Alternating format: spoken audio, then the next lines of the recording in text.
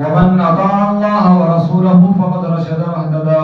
وإياكم والبدعة فإن البدعة تهدي إلى المعصية، ومن يعص الله ورسوله فقد ضل وغوى.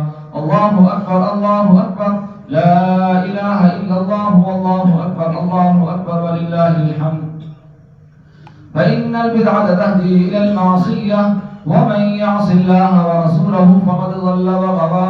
وعليكم بالصدق فإن الصدق ينجي والكذب يهلك، وعليكم بالإحسان فإن الله غفور رحيم. ولا تقنطوا من رحمة الله إنه أرحم الراحمين. بارك الله لنا ولكم في القرآن الكريم، ونفعنا وإياكم بالآيات والذكر الحكيم.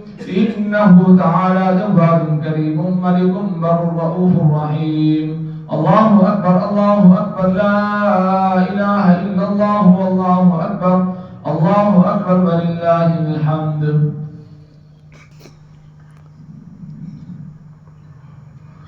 الحمد لله وكفى وسلام على عباده الذين اصطفى.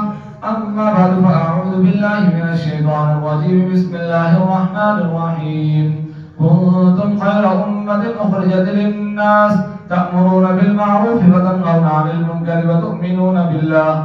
الله أكبر الله أكبر، لا إله إلا الله والله أكبر الله أكبر ولله الحمد.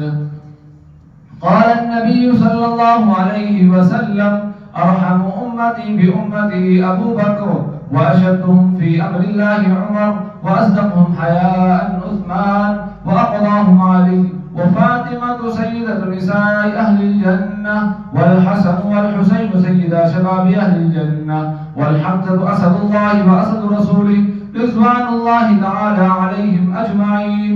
اللهم اغفر للعباس وولده مغفرة ظاهرة لا تغادر ذنبا.